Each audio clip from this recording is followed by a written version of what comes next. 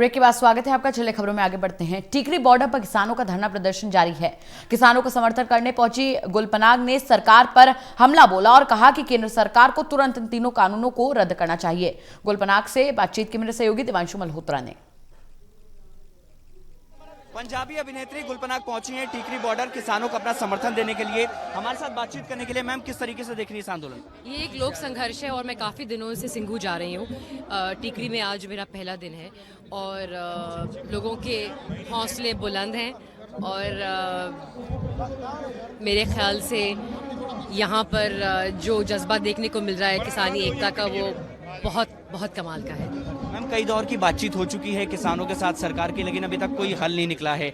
आपको लगता है कि कुछ हल निकलेगा? क्योंकि सरकार जो है अब इस कानून के प्रचार में लग गई है और जनता को मैसेज ये देने की कोशिश की जा रही है कि एक कानून जो है वो किसानों के हित के लिए है।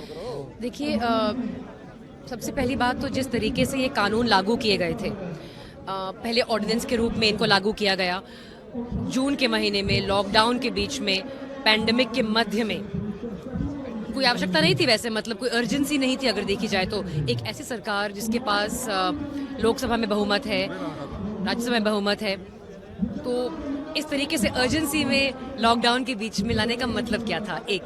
दो, जिस तरीके से इन बिलों को फिर पास किया गया सितंबर के महीने में बिना किसी चर्चा के, वॉइस वोट के जरिए, तो इससे सरकार की नीयत क्या है उस पे शक करते हैं किसान।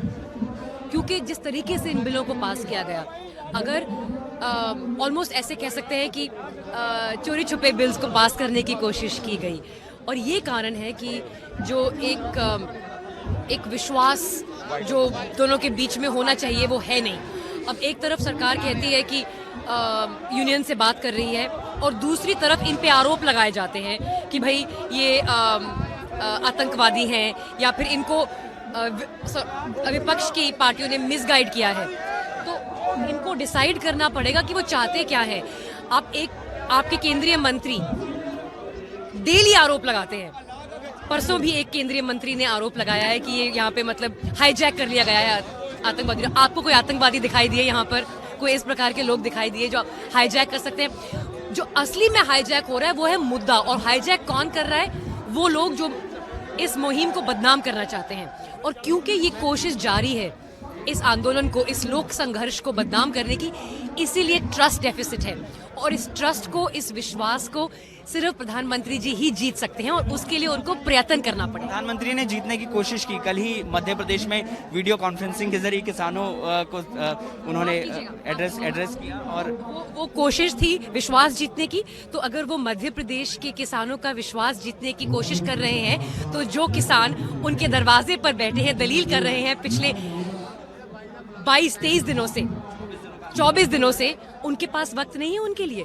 क्या प्रधान सेवक होने के नाते उनकी जिम्मेदारी नहीं बनती, उनका फर्ज नहीं बनता कि वो यहाँ आए और बात करें? मतलब मध्य प्रदेश के किसान, उनके लिए वक्त है, पर यहाँ पर जो किसान दलील कर रहे हैं, आप सोचिए, मध्य प्रदेश के लिए वक्त है उनके पास। यूपी के किसान यहाँ पर हैं, राजस्थान के किसान यहाँ पे हैं, हरियाणा के किसान यहाँ पर हैं। हम रोहतक बॉर्डर के पास ही हैं अभी, रोहतक रोड पर है अभी। यहाँ आने के लिए वक्त नहीं है उनके पास। मतलब कमाल है। आप अगर ये तरीका है विश्वास जीतने का, फिर तो विश्वास की नई परिभाषा ढूंढनी पड़ेगी। चलिए, बहुत शुक्रिया। कुल मिला के गुलपनाग यहाँ पर पहुंची हैं किसानों को अपना समर्थन देने के लिए, और साफ कहना है कि प्रधानमंत्री के पास मध्य प्रदेश के किसानों के साथ बातचीत करने का समय है, लेकिन यहाँ जो किसान बैठे हैं उनके साथ बातचीत करने का किसानों के पास समय नहीं है। कैमरामैन आकाश के साथ दिवांशु मल्होत्रा, टोटल न्यूज, दिल्ली।